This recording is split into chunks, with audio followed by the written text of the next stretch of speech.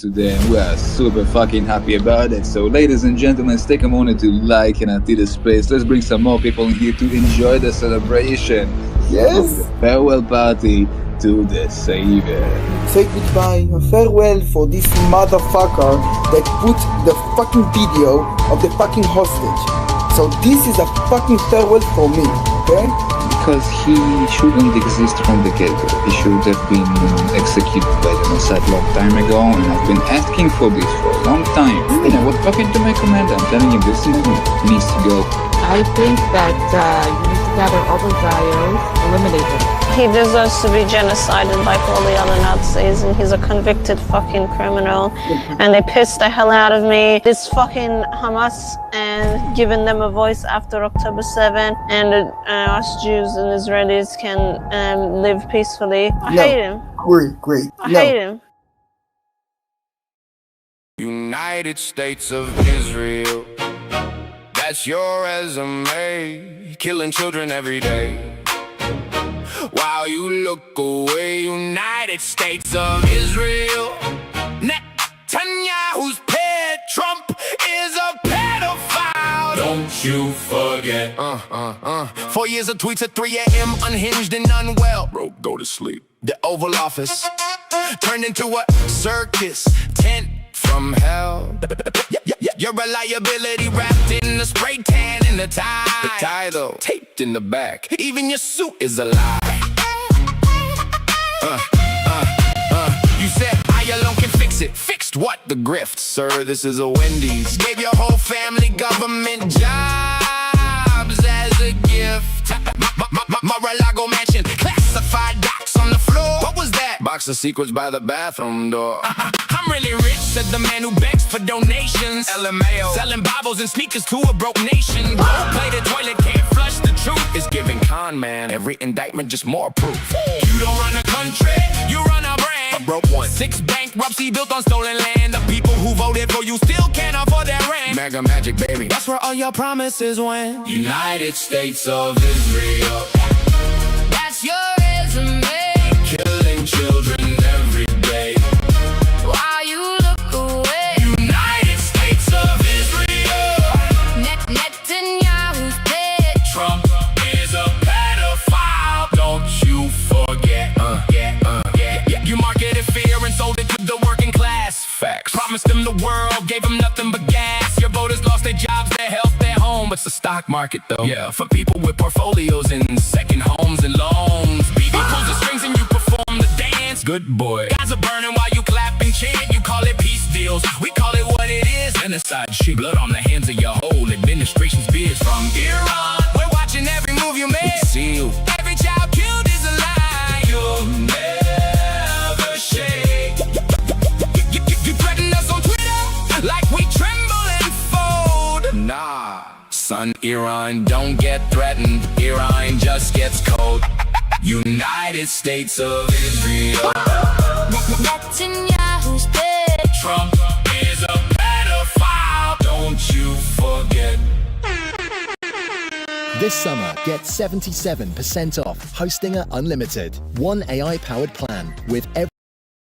You said you ain't no pedophile, but bitch, you are. They yelling worldwide for that Epstein scar, but you still the prez, man, this shit's bizarre. You said you ain't no pedophile, but bitch, you are. The whole world knows that you perverted rapist star. 30 years since and we build different, we don't break. Your people see $5 gas and your whole country shakes. This ain't Call of Duty, these mountains, these troops alive, we are waiting for them. Come test it, no survivors. If they wanna die for Epstein's list and Netanyahu's war, we got the welcome ready, body bag stacked at the door.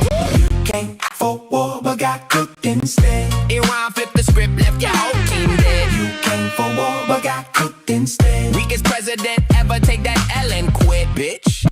Go fetch Epstein's pals, go fetch your lobby. This ain't a desert skirmish, this ain't your hobby.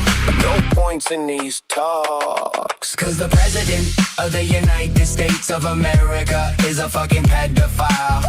You thought you could hide, but we kept the file. Cause the president of the United States of America is a fucking pedophile.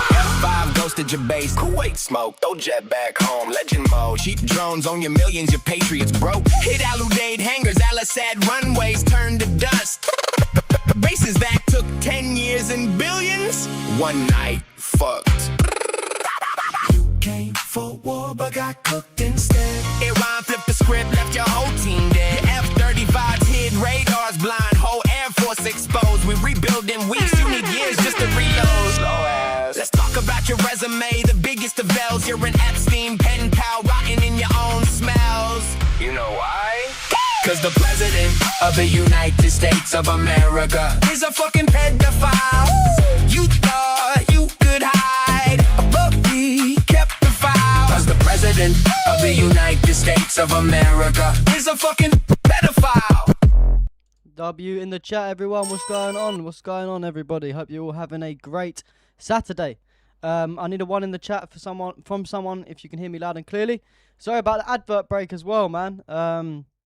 Yeah, I didn't expect there to be an advert in between with the Lego stuff, but you're saying I should use a better browser. Yeah, I know. I'm not paying for no YouTube Premium around here, man. But yeah, would you say it's called Brave? I'll have to have a look into that after today's show. But thank you everyone for tuning in. I thought I'd play the double intro just to let people roll in a little bit more. We started a bit earlier than we normally start, so yeah, I hope everyone's having a great day. Anyway, let's have a quick roll count and see who we've got in the chat with us today. We've got Zena, we've got Danielle, we've got Silentios, we've got Karnan, we've got David, we've got John Way and Silentios. Thank you everyone for tuning in. We've got a few bits to go over today. I was going to do something different today as well. We're going to go over our normal news. We're going to go over our news for like the first hour or so. We're going to cover what's been going on with Iran, what's been going on with Palestine, a couple of bits regarding the World Cup. And then I was actually going to start a second stream for any of you that are interested. I've got like my friend gave me a capture card thing so I can like stream games and things like that. So I was probably going to just like run up some FIFA, man, maybe argue with some people online and stuff like that. If any of you are interested, that is, we'll do that on the second stream. So what I'll do is I'll do this stream, finish it, have like a 10-minute break, and then I'll start up that stream. So for those of you that want to come and watch, you're more than welcome to. But I hope everyone's having a great day anyway. Today's the third place playoffs day, England versus France. I'm hoping Mbappe wins that golden boot, man. I'm hoping he wins that golden boot. He deserves it. He deserves it. I don't think England are going to win. I think the whole game's kind of like a humiliation game anyway. I don't really understand the point in it. But, you know, it's going to be a good game hopefully anyway. Be interesting to watch. And, yeah, we've got some political stuff to go over as well. Also, remember to follow me on Kick, guys, for those of you that weren't in the stream yesterday. Basically, I've got like a second warning on my account. So if I get another warning, I'm going to be not allowed to do live streams anymore on YouTube. So, you need to go follow me on Kick at Stairway to Freedom. I'm going to put it in the chat now quickly. It's very important right now, you know. I need everyone follow me on Kick just in case I can't stream, and then only the people on Kick will be able to see me. And we don't have a lot of us over there at the minute, so we need as much people over there as we can. I've just put it in the YouTube chat. But yeah, we'll start off. Also as well, guys, I launched a new website for some merchandise. If any of you guys are interested in buying any merchandise, it helps support my show as well. We've got a few cool bits in, man. We're going to put some more stuff in the store soon. But we've got these release the Epstein files mugs. You know, you can start some controversial discussions while you're at work or something, having your tea. You can just release the Epstein files. We also got that on a jumper, on a t-shirt, and on a phone case as well. We also got this one, that I Stand With Humanity jumper. It's got the Palestine, Lebanon, and Iran flags. Wear it to sort of showcase our support for the people that are fighting oppression. We've also got that on a teacup, phone case, and a jumper too. And one more we got is the political jokes. I like this one. The problem with political jokes is they get elected. It's a very funny but true thing, you know, and it's a cool little t-shirt as well. That's also on the mugs, the jumpers, and the phone case too. We're going to put some more stuff in there over the week as well. I'm just put it in the YouTube link. I'll put the link in the YouTube comments for those of you that are interested. But anyway, we'll move on to some news anyway. What have we got? So we'll start off with one thing from Palestine. Israel is seriously looking into building a high-security prison for Palestinian inmates near the Golan Heights, surrounded by crocodile-filled moats to cut cut guard costs and stop escapes. They're literally treating these people like animals, man. How are you surrounding the prison with fucking, what are they, crocodiles, like alligators, whatever they are? It's fucking mental. It's absolutely mental.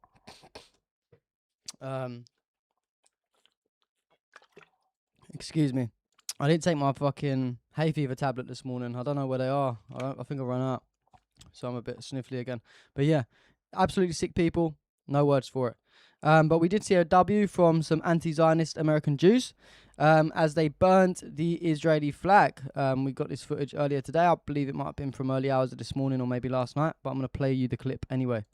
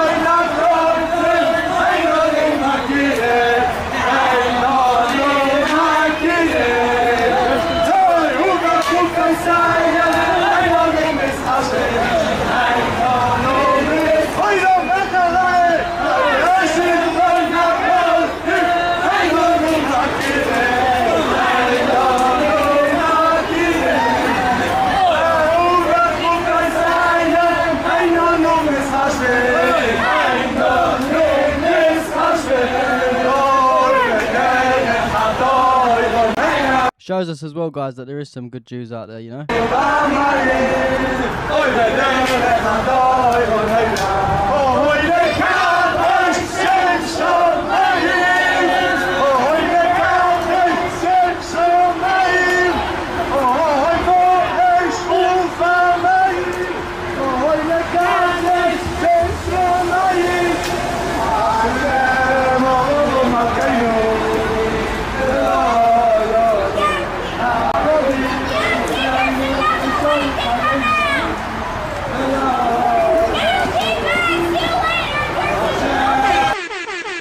W for the anti-Zionist Jews, man. This is what we need, more Jewish people coming out and standing up against the bullshit that their government's doing, you know, because they're giving the real Jews out there a bad name.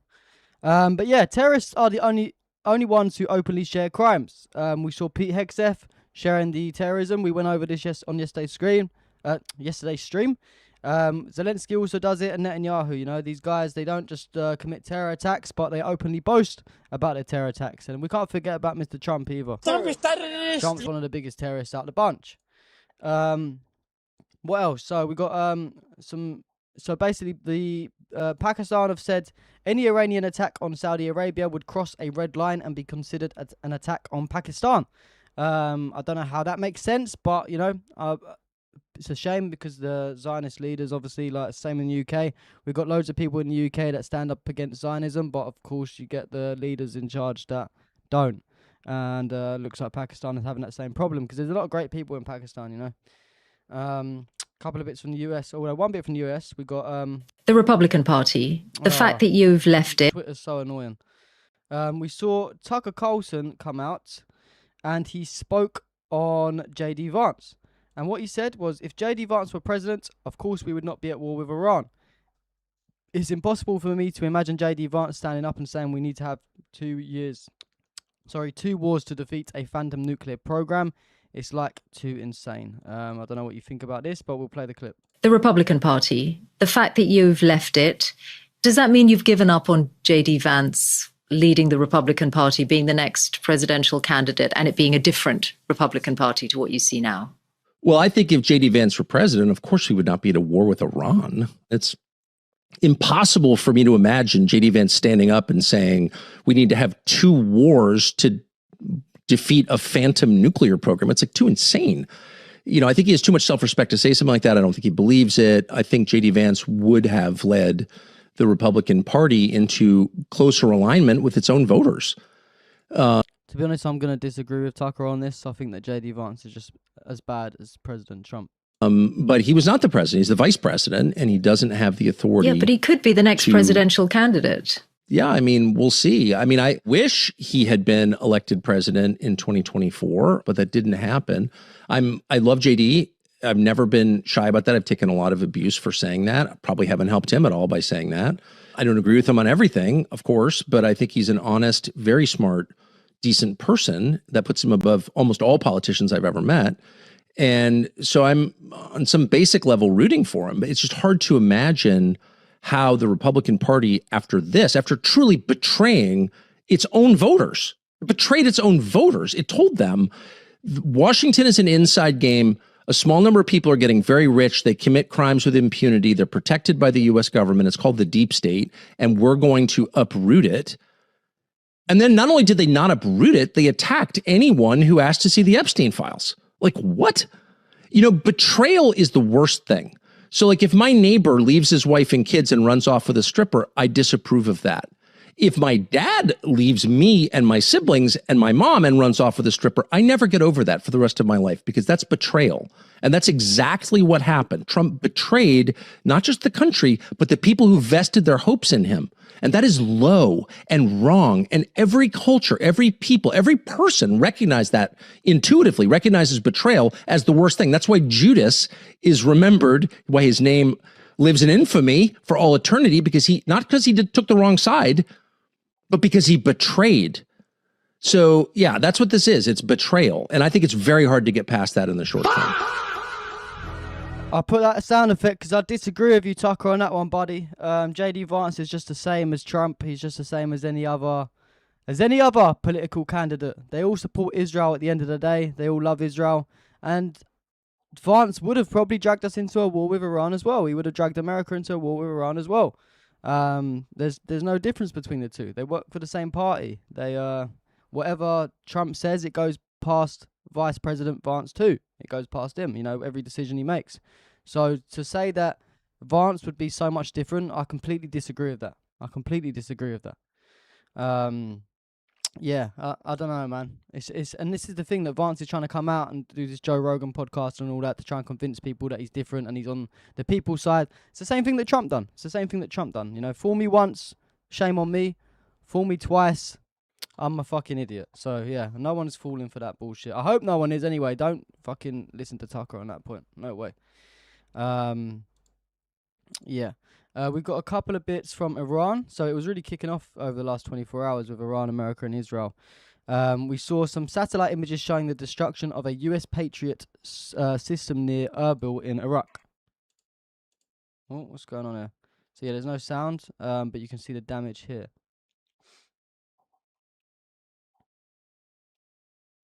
Yeah, zoomed in footage. Yeah, the Iranians are giving these Americans a very hard time. A very, very hard time. Let me just tell you that. Yeah. Also, we've got footage of Iranian fishermen. Right, this is really annoying, this autoplay. Iranian fishermen recovered a US FLM-136 Lucas loitering munition from the Straits of Hormuz. Interesting.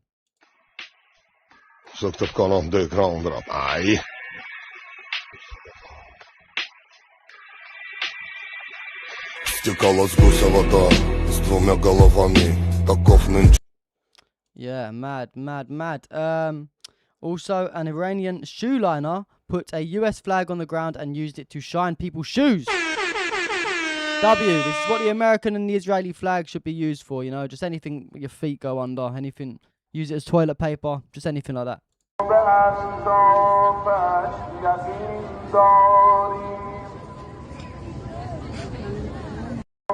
Brilliant, that's the best place for the American flag.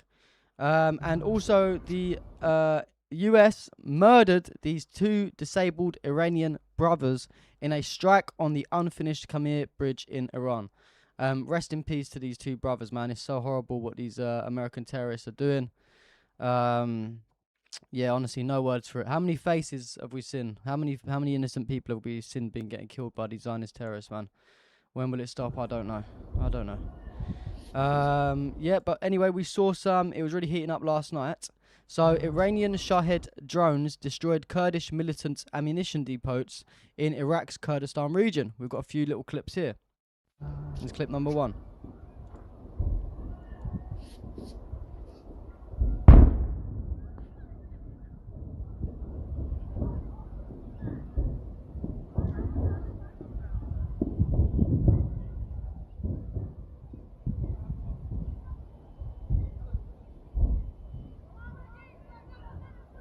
Bang.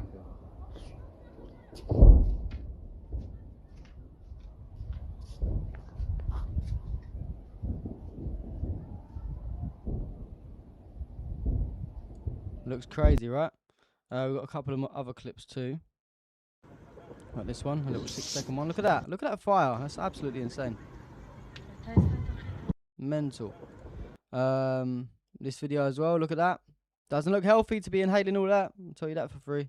And this one as well. Look at this. Jeez. That's what we call some direct hits. Fucking crazy. Don't fuck with the Iranians. How many times do we have to say it? We also saw footage of secondary explosions in Iran's attack on a terrorist ammunition depot in northern Iraq.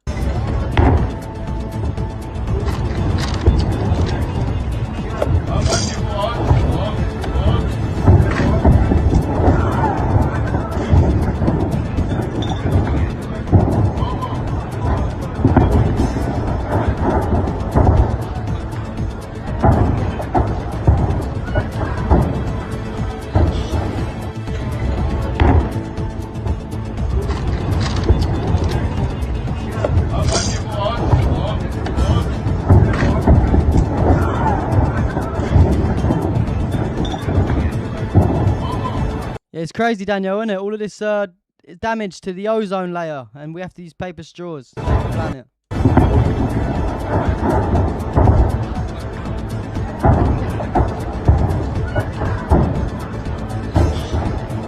Madness. And the Kuwaiti armed forces came out with a statement yesterday, and they said the Iranian attack involved the targeting of several Kuwaiti army facilities and camps with drones, resulting in injuries to a number of personnel from the Kuwaiti land forces while they were performing their duties. Furthermore, a number of vital and civilian facilities were targeted, including a power plant and a desalination facility. Damn, I can't talk. This resulted in a fire and damage to several parts of the facility and power generation units, in addition to debris falling in various locations across the country. Of course, yeah, that's what happens. You find out when you keep bombing, you keep letting these Americans bomb Iran from your country, you know. We also saw the advisor to Iran's supreme leader warning the United States. He said, if the Americans continue the war in the next 2 or 3 days, we will enter a phase of full offensive and destruction. We will no longer suffice with a tit-for-tat response. No political border will have security anymore against Iran's offensive forces. We saw an image from a direct hit on the US Al Harir air base in northern Iraq. You can see it there in the distance. So Iran was really going to work on these guys last night. They was really going to work. And this is the moment an Iranian suicide drone hit Erbil. Look at this clip here.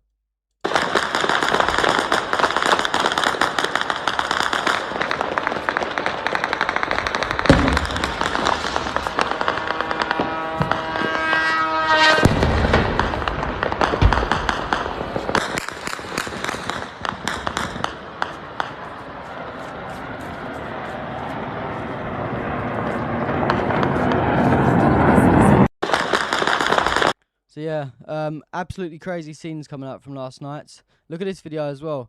We saw more footage of Iranian missiles directly hitting Mawafaq Sauti air base in Jordan.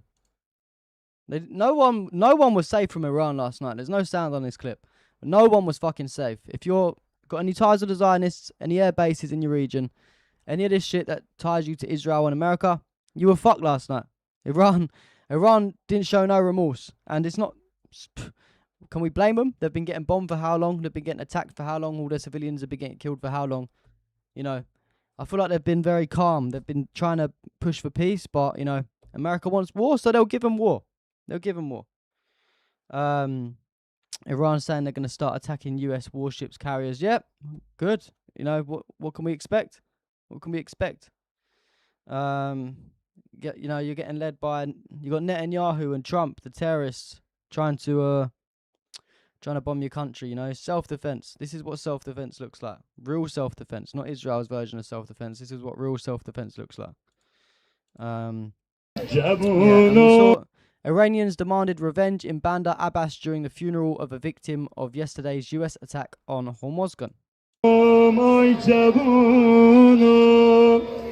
جوونا بگم الهی هیچکی داغه شاخش امشادش نبینه الهی هیچکی داغه شاخش امشاد. What's going on, Ozzy? Thanks for tuning in. سر نش جوونه خوش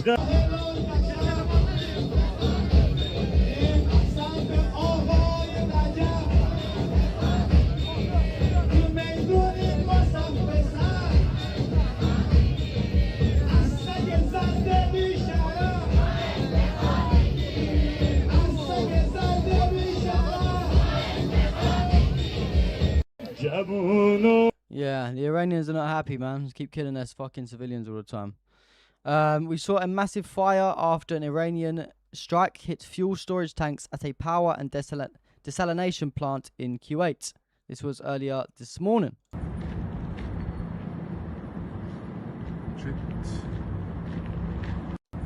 So yeah, Iran are not holding back. There's definitely some stuff missing from this fucking folder, man. I'm sick of X. There's definitely some stuff missing. I had a whole interview I wanted to go through. Salman Ahmed sat down with the Iranian Foreign Ministry spokesperson. Done a 30-minute interview. I haven't even watched it yet myself. I was going to watch it with you guys on stream. What we'll do, we'll go over these. We'll go over these little bits first, and we'll come back to that. We'll come back to that interview. So cool. A couple of random bits, and we'll go back to the Iran in a minute. Andy Burnham takes Labour leadership, set to replace Keir Starmer as UK Prime Minister on Monday. He's also a Zionist. There's no hope for the UK. And in Homs, Syria, a Syrian man broke an American tourist car window, tried to snatch her phone and punched her in the face. This is what Syria looks like under al-Jilani. Lock all of the doors. Oh my god! Oh my god! Oh my god! Oh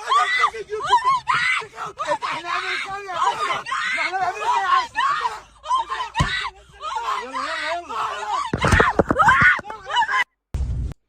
Yeah, man. Syria, man, looks so free, doesn't it? It looks so free now. And look at this crazy video, guys. Don't you think this shit's getting kind of scary?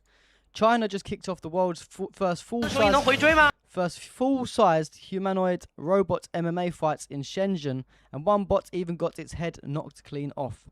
Damn, this is fucking mental, you know? Like, it's crazy how far technology is coming. It's quite scary as well. If you can see robots doing this type of shit, imagine what they could do to us if they wanted to. Madness.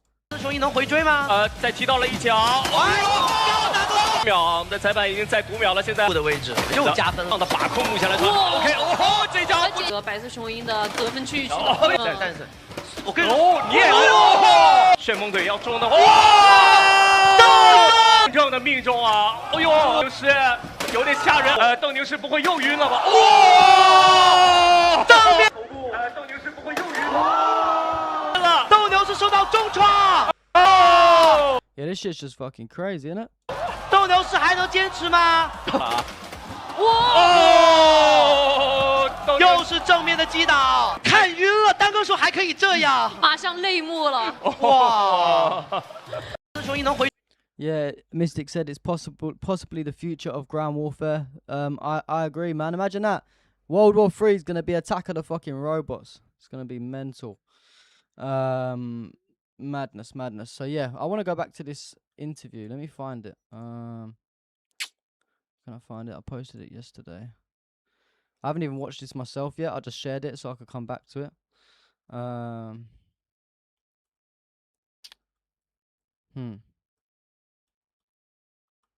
It was yesterday. It was posted. Let me find it. A lot of stuff's been going on. You guys need to follow me on X if you haven't already.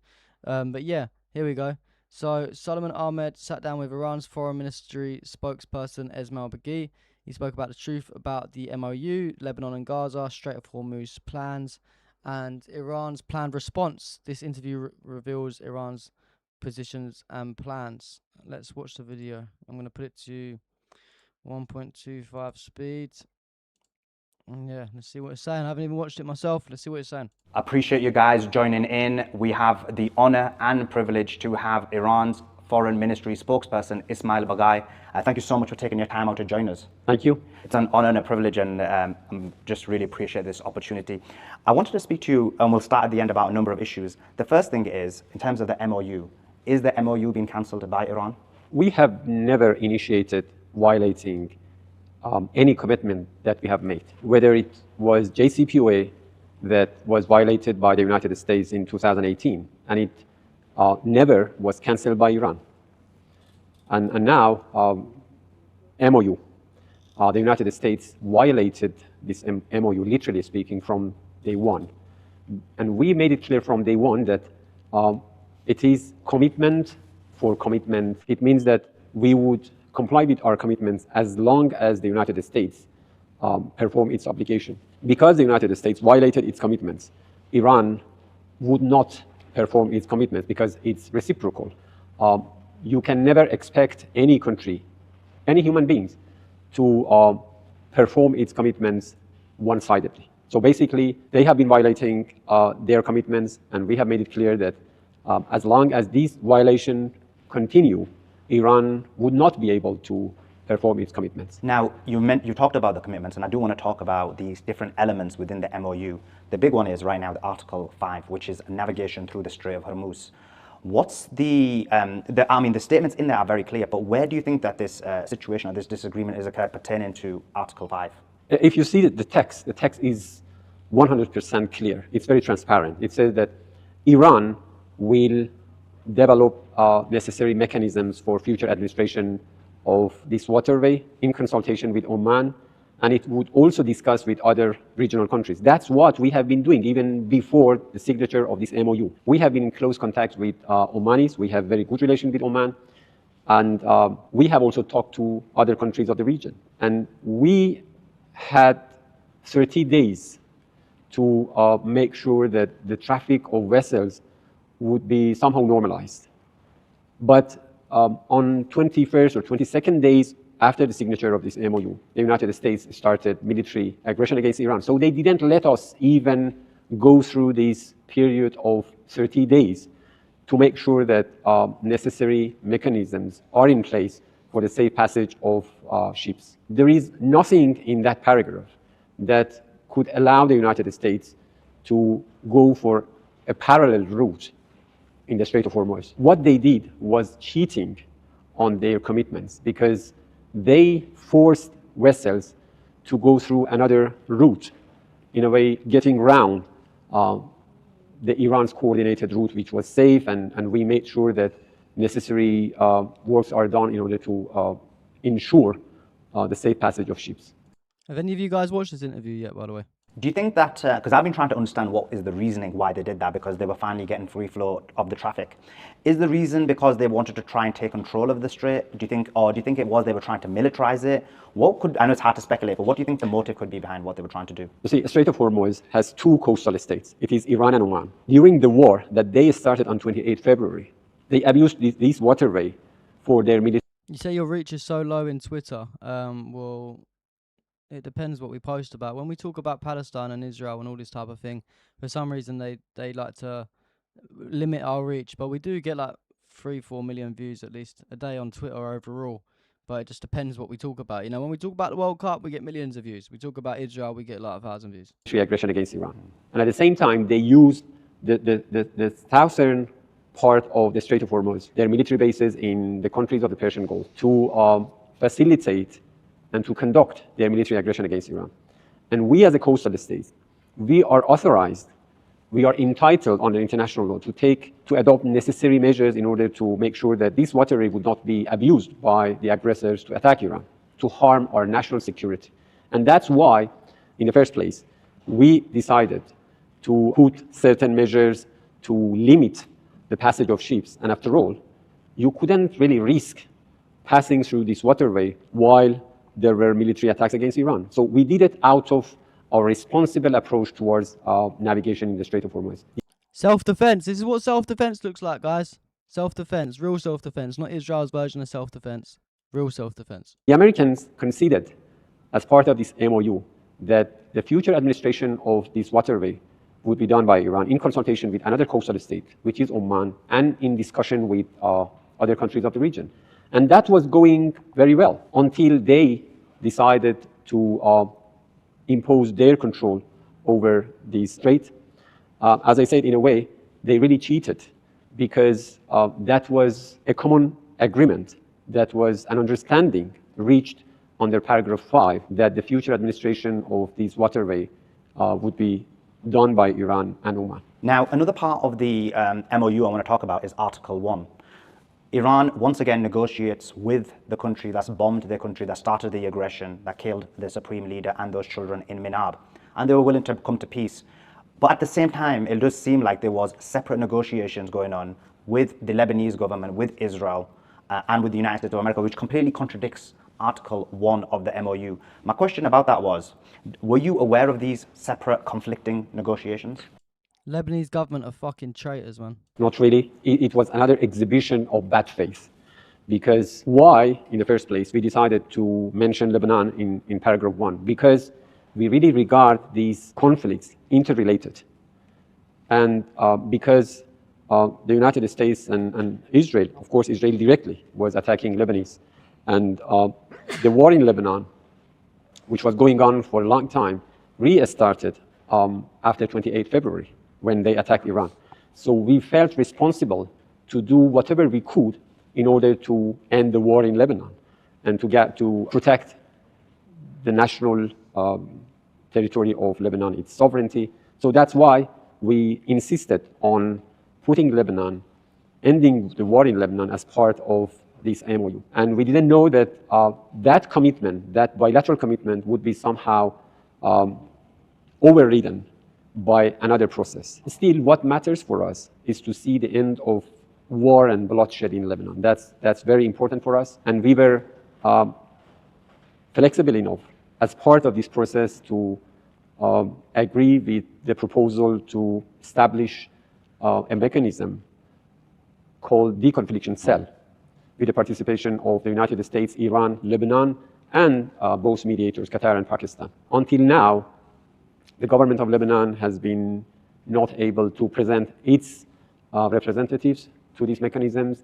We guess it is because of the internal conflicts among the US administrations. There are different factions within the US administrations that are somehow preventing them from doing the right job, whatever they have committed under this MOU. But at the end of the day, what matters is the United States government failing to comply with its obligation under this MOU. And I can tell you that almost each and every part of this MOU has been violated by the United States within the past 1 week or 10 days. No doubt. And you mentioned Trump is a terrorist, man. What can we expect from these American terrorists? They can't stick to a ceasefire. Same as Israel, they can't stick to a ceasefire.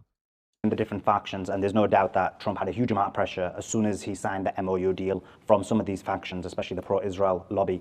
Now, the question about it is, what was the feeling like within Iran, within the administration, within the foreign ministry, when you saw that within days of signing this MOU, you had a deal that completely conflicted with Article 1? The signal is that perhaps we can no longer claim that the United States is governed by one efficient and effective governance system.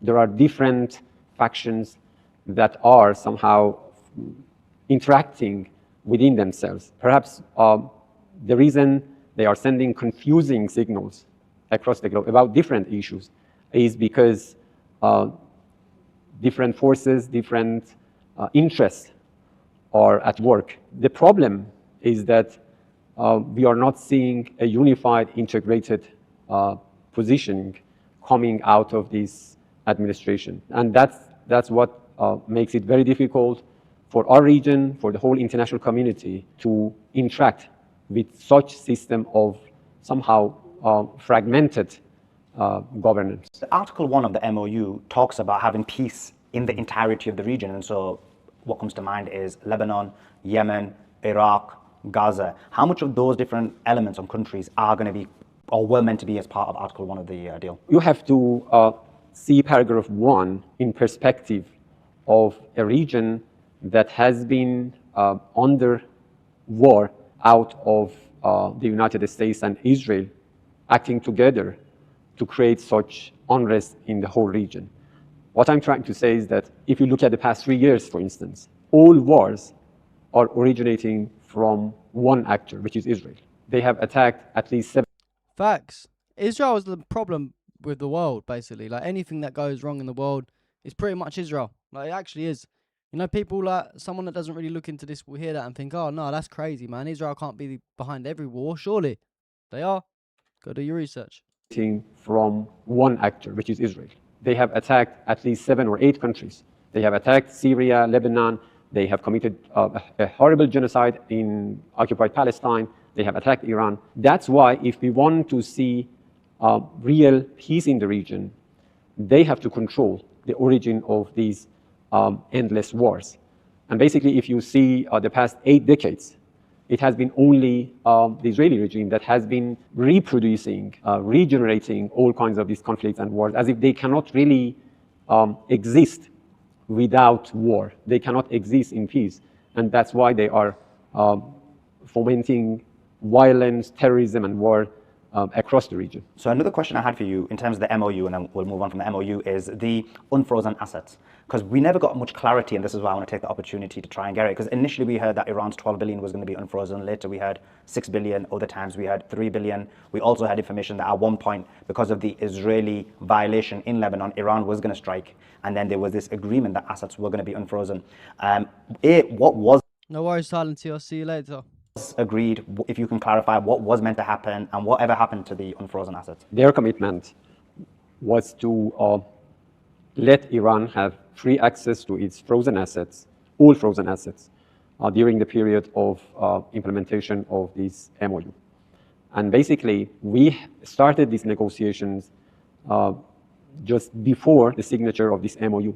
So the process was going on between Iran and the United States via Qatar.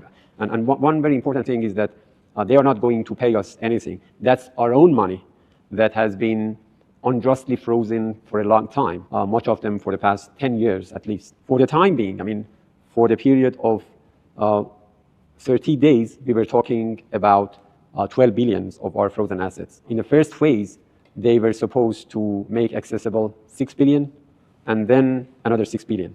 But as you know now, we cannot talk about it anymore because the whole thing is right in a pending situation. This is the minimum to say because they have been very clear that they are not going to comply with their obligations under this MOU. I guess just a point of clarification. The 6 billion you're referring to, was that something they were meant to give immediately, but they delayed it? Or was that meant to happen, when you say first stage, was Iran meant to do something before they gave that money? It was part of the whole package. Okay. So immediately after the signing of this MOU, we were supposed to have free access to these assets.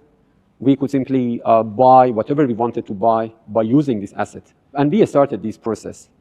But we couldn't finish this process because the whole negotiating process was halted after the United States' new rounds of attack against Iran. Now, I've been in Iran. America just, like, they're just as bad as Israel, you know. Every time they have some sort of agreement with Iran, they go fuck it up. They love war. They profit off of war. Trump's profiting off of the stock markets right now. Gold and the US dollar, all that stuff. They profit off it. Trump rugged his own supporters over a meme coin. You think he won't start a war to make money? It's mad. The United States' new rounds of attack against Iran. Now, I've been in Iran and I've been taken and went to a number of the places attacked by the United States of America and Israel. A number of those locations are civilian locations, which was a major surprise for me. I always assumed that even when they hit civilian areas, maybe there were some military bases there. I've come and observed that that's not the case. What's your understanding, or what's your thought? I know it's a bit speculative, really. Never as well. You know, that's what America and Israel try to say. Oh, yeah, no, we bombed this place because there was an Iranian military depot there. There was something there, you know, but it's never the case. Look at Gaza. The whole of Gaza has been absolutely annihilated. You're telling me that there was Hamas bases in every single Palestinian home? It's complete propaganda nonsense. Case. What's your understanding, or what's your thought? I know it's a bit speculative, really, that what would be the reason why the US was striking and Israel was striking civilian locations? Their whole campaign for the past 47 years has been against civilian population. We should not forget the fact that the whole construct of unilateral sanctions has been to chastise the ordinary people. What they call it crippling sanctions or maximum pressure campaign, it was all directed against rank and file citizens. And now with their military campaign, they use the same tactics. They directly and deliberately targeted our civilians, being it in Minab school or La Merde or in many places in Tehran. Many cultural places, monumental, were attacked by the United States and Israel. That's why the Iranian people truly believe that it is not a matter of the governance system. It's not a matter of the Islamic Republic. It's the matter of Iran as a nation. You say Israel's the psycho kid of the USA? I don't know, man. I don't know who the daddy is. Is the daddy America or is the daddy Israel? Who knows? Maybe Israel, maybe America's the psycho kid of Israel. What do you guys think? I don't know. As a civilization. And by the way, forget the fact that the American authorities, the American officials, clearly said that we would return you to the Stone Age. So they are talking about a whole nation. And then by threatening to attack. I actually forgot about that statement as well when they said they're returning to the Stone Age. Imagine if Russia said that to someone. Like, it's the double standards, man. It's crazy. Talking about a whole nation. And then by threatening to attack our bridges, our power reactors. So what does it mean? It means that they want to target a whole nation. And again, by the way, it is a confession to the special intent for genocide. When you are threatening a whole nation, returning them to the Stone Age, it means that you want to commit genocide. And genocide is one of the atrocious crimes of international concern. So the whole war was unlawful. No one can say that they initiated this war for a lawful purpose. It was against the United Nations Charter. And then what they committed during this war was also unlawful because they violated international humanitarian law. They committed many cases of war crimes and crimes against humanity. You mentioned about the threat in terms of attacking the bridges, attacking the power plants. Trump has just made that threat again. He said that he's going to be next week attacking Iran's bridges, power plants. Obviously, that includes desalination plants as well. What is Iran's response to that? Again, you can see the difference in lexicon, in rhetorics, in expression of positions. Iranians are culturally polite and principled. We have never threatened our enemies with collective punishment and genocide and targeting their civilian infrastructure. Look at our behavior. We have never attacked anything other than their military bases and their military assets. That's facts as well. Like, how many times have you seen Iran just bomb a load of civilians? You never see it. You never see it. You know the people that America and the UK and Israel try and call terrorists? They're the ones that aren't killing civilians, funny enough. When have they ever killed civilians? You can't put up no information of that. You can't prove that. It's never happened. And it just shows you that how Iran, with a much smaller military capability than America, can manage to avoid civilians, but somehow America and Israel, they can't. It shows you that it's intentional. That are scattered around us in the countries of the Persian Gulf, unfortunately. So we will defend with all our force. That's what we are entitled to and what we are authorized under international law. We have no other choice other than fighting back. But it is a very good occasion for everyone to see that for them, the whole nation of Iran is regarded as their enemy. We have never said that we would annihilate the American people. What we have said that we would defend ourselves against attacks by the American military, by American administration. So you can see two ways of thinking, two ways of behaving. One is a principled way, which is coming from a historical civilized nation, and the other, which is the product of a racist political whiteness that gives them a sort of authorization, or they regard them as authorized to attack other nations for no reason. And I think both the countries of the region and across the globe, they can learn the lessons. Do we want to go in that direction, that the bullying, the use of force becomes normalized? Is it what the United Nations was looking for in 1947 after two wars that were imposed on the whole world by Europeans? Was it not for the international community to go for a peaceful world that is based on rule of law? I think these are He's spitting right now. the questions Spitting that facts. the whole public has the right to entertain. The war in our region, the war that is imposed on Iran, does not only matter the Iranians or the region. I think the whole international community are affected and would be affected by the consequences of the war, not only in terms of economy and trade, but also in terms of philosophy and morality. Do we really want to see a world which is at the brink of fragmentation by some bullying, international bullying? So this is for international audience to really see what is happening in our region and about the consequences that would grip the whole world for the years to come. You mentioned I'd love to visit Iran as well, man. It's so sad because I was actually meant to be in Iran the same time as this interview was taking place. I was actually been invited to Iran twice now, and first time I had a job, and I couldn't take any time off work, and the second time was literally a couple of weeks ago, and I already had a flight booked, and I got invited to see the funeral of Khamenei. Like, I'm so upset that I didn't get to go see that, but hopefully next time I'll be able to visit Iran myself and make some great videos, do some great interviews, that sort of thing, man. I'd love to go there. Grip the whole world for the years to come. You mentioned about Iran's history, Iran's intellect, morality, philosophy. One of the things that's been happening consistently is the negotiations. We've seen negotiations before the strike during the 12-day war. We saw negotiations before the strike in the first 39 days of the Kinetic War, and even after that. What's been the processes in terms of the negotiations and the thought process about even negotiating with the United States of America and Israel when they seem to be deal incompetent? We have never left the negotiating table. We have been confident about our intent, our interest, and the way that we want to project our interest.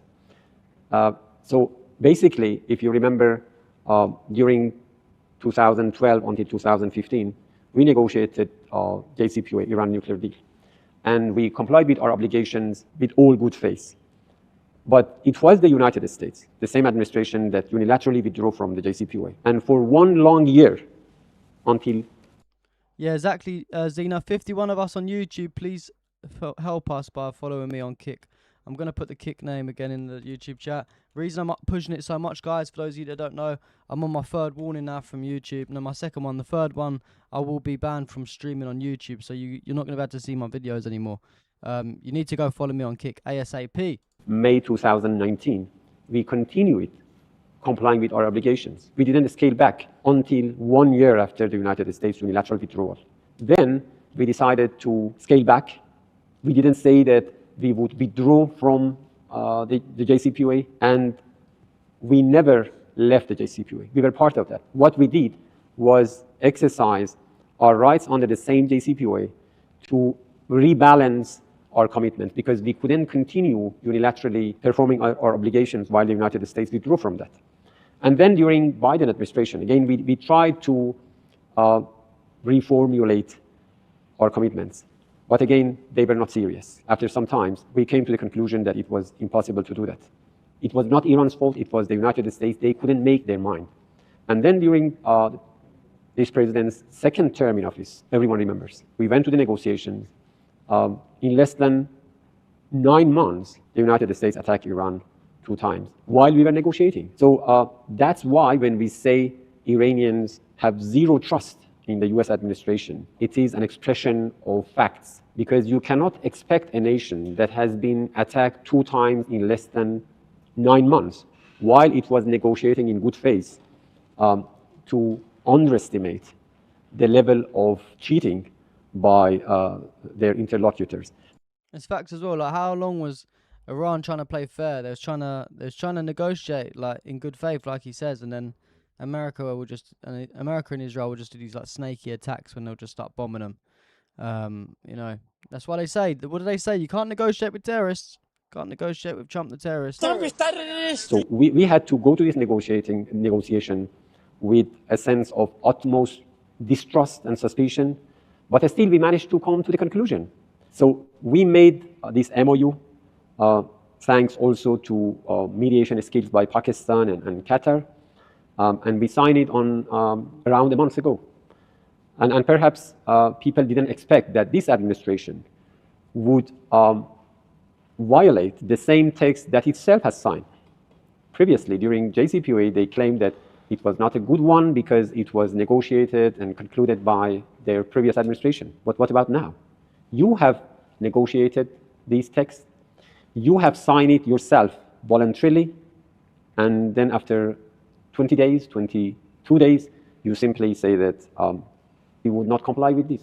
Another question I had for you is, in America, there was this propaganda that the government, as they call it, the regime, was very radical, and the people were being forced into a lot of the decision making. The people didn't want war, the government wanted war. Obviously, I've spent a lot of time. Catch you later, exit. Yeah, and I don't like using the word radical, but I would say the situation is the opposite, where being on the streets of Tehran, Qom, and Mashhad, people want revenge for the killing of their supreme leader. The government has tried its best to negotiate.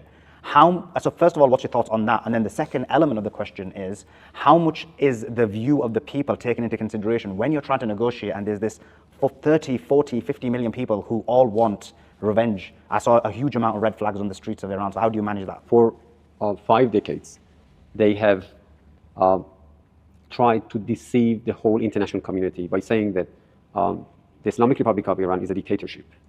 Yeah, and remember as well, like, it shows you that the people on the streets that are out saying that they've had enough of the Americans and the Israelis, they want revenge.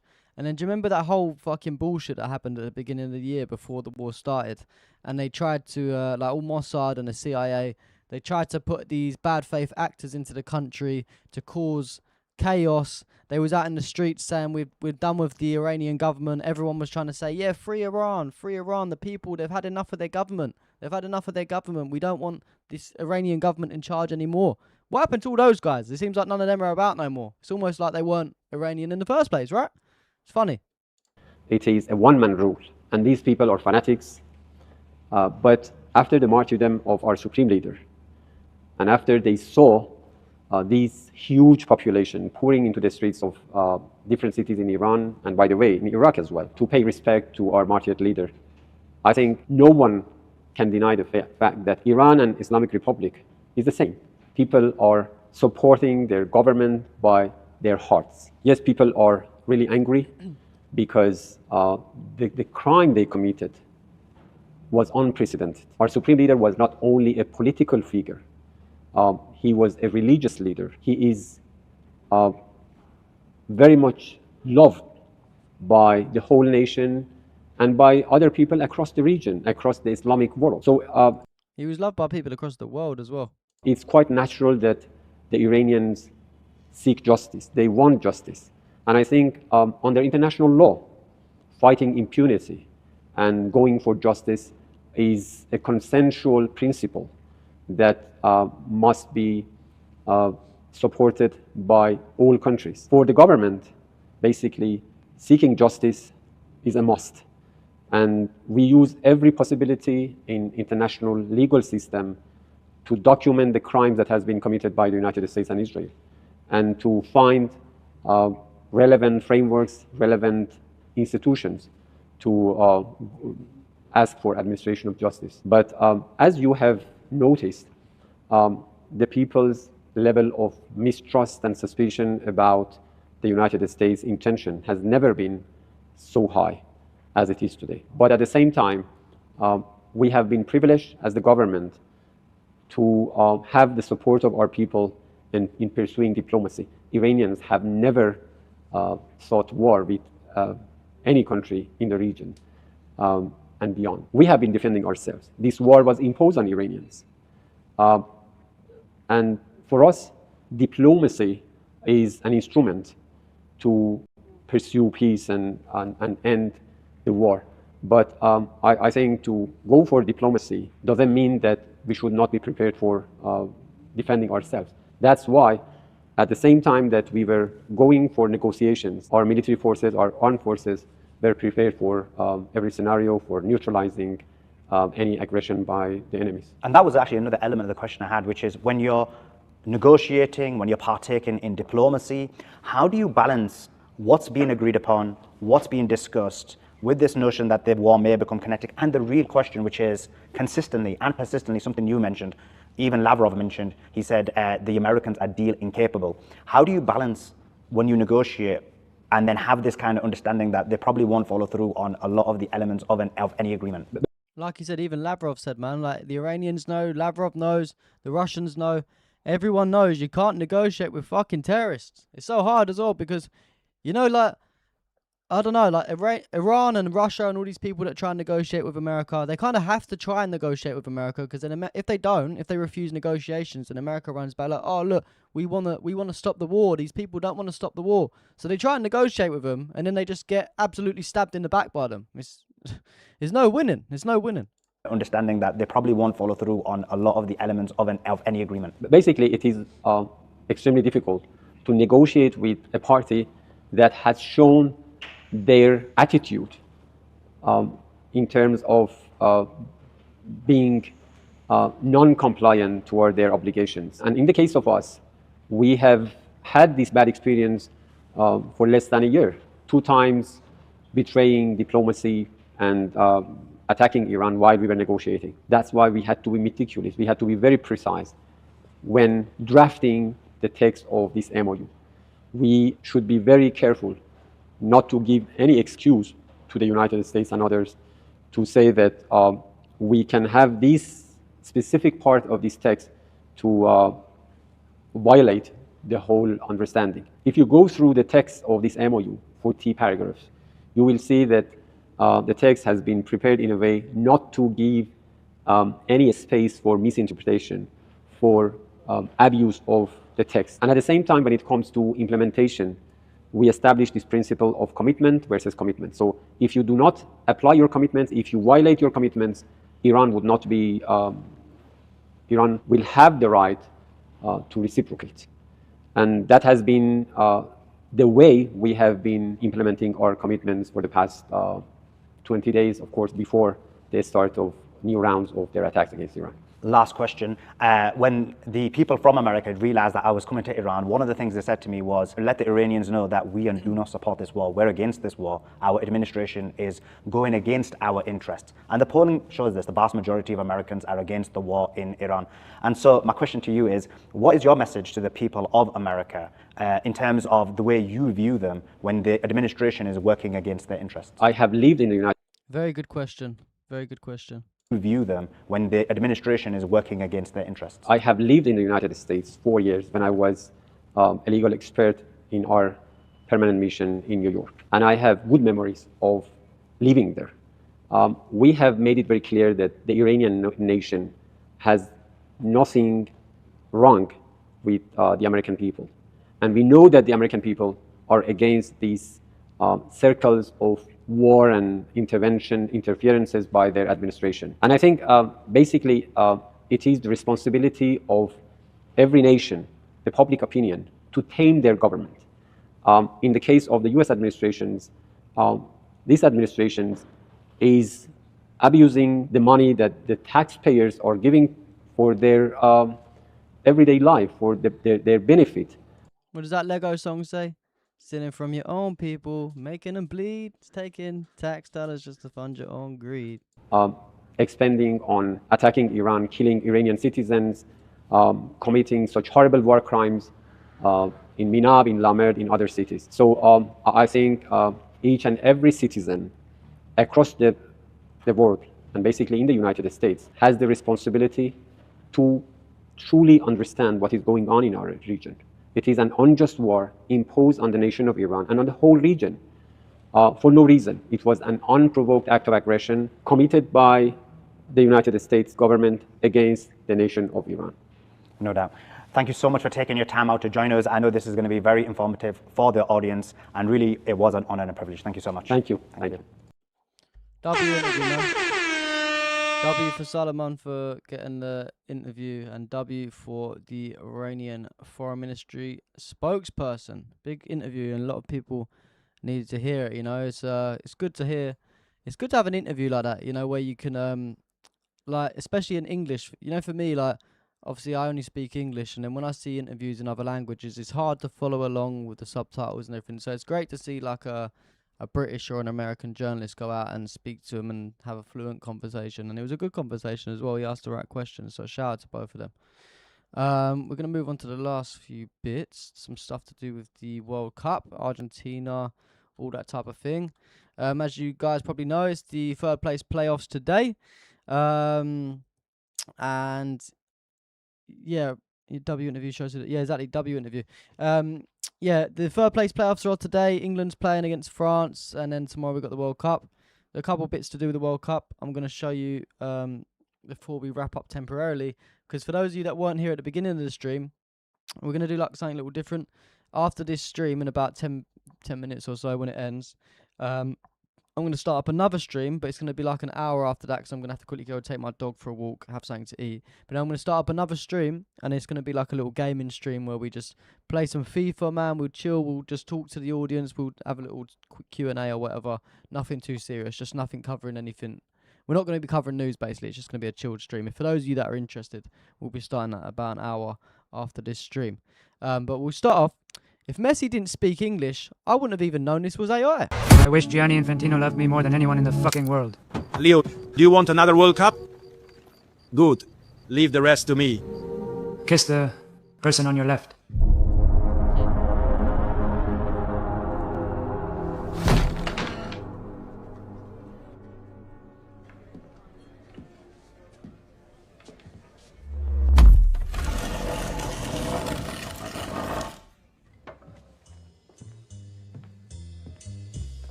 AI is fucking mental, man. What a funny video. You're saying, oh damn, that's loud. Bring the pooch on. I think the dog's asleep right now. Maybe I'll bring her on later. FIFA will introduce championship rings for the World Cup winners for the first time, inspired by the one and only American sports. 30 rings will go to the champions, while 1,996 more will be sold to fans, not given out. Not like they've spent enough money, spend 20 grand just to go watch the football in person. You got to buy the rings as well.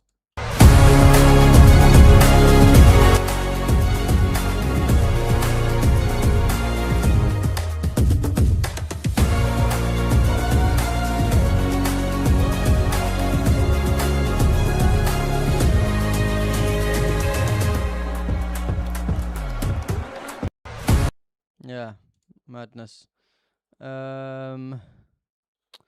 FIFA President Gianni Infantino said, "We are aware of the political message display from Argentina. We understand it's against the rules, but we also know it's a matter of their nationality, and we respect it.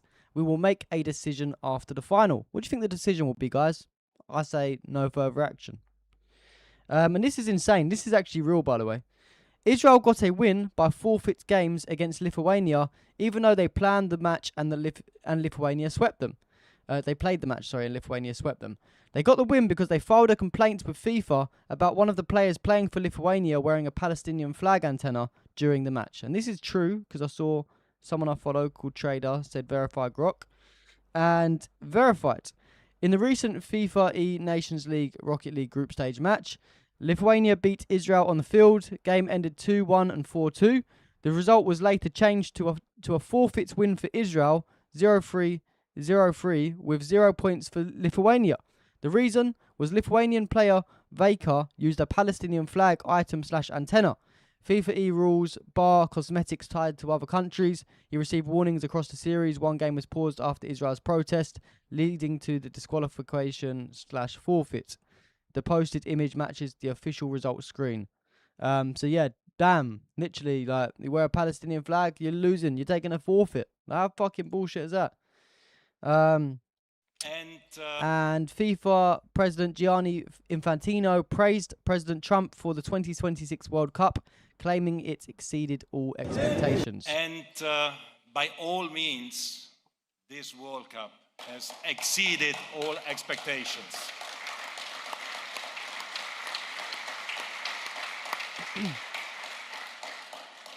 Full stadiums, 7 million people in the stadium, tens of millions in the cities in America, in Canada, in Mexico. billions in front of their TV, everyone enjoying the game with happiness, with joy, with peace, and the American dream, Mr. President, came to reality. We united the world. We united the world, and Shut up. Shut up. And in Atlanta, Argentina fans were provoking to England fans, but when it came to face, they ran away like chickens, like cowards.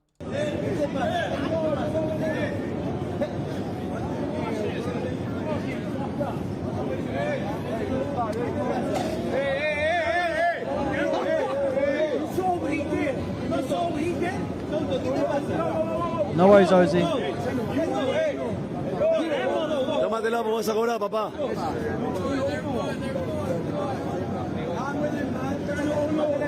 No, agárralo.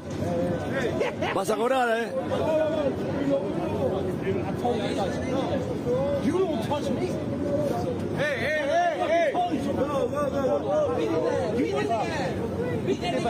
Basta, nada.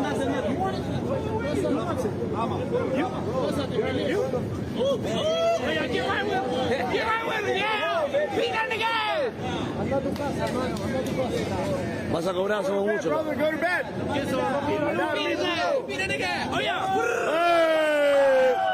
¡Esa! Se armó. ¿Qué haces, hijo de puta? ¿No quieres cobrar? No.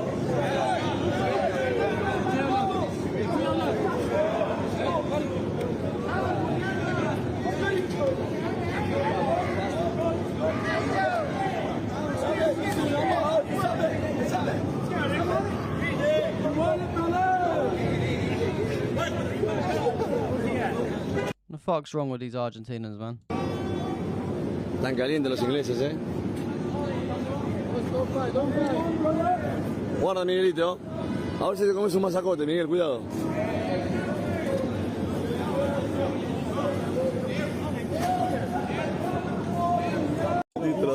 Yeah, he's fucking idiots. And in England, an England fan, punches an Argentina fan who provoked and insulted him. Why are these Argentinians always starting trouble everywhere they go?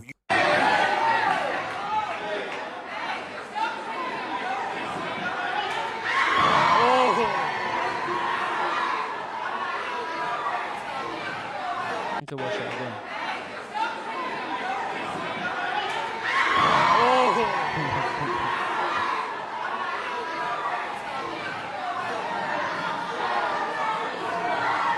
Oh, he looks like Messi on the floor. He fucking found out. You have a great yeah, even Trump Trump said how shit the England team was. Damn, what the fuck? You have a great player in England who I played golf with. You know that, right? Fuck Harry Kane as well. And he is Harry, who's been Anyone who associates with Trump, fuck them. fantastic. I think they perhaps made a mistake when they made him a defensive player. What do I know about soccer? They took the league and they took their best player and they put him on defense.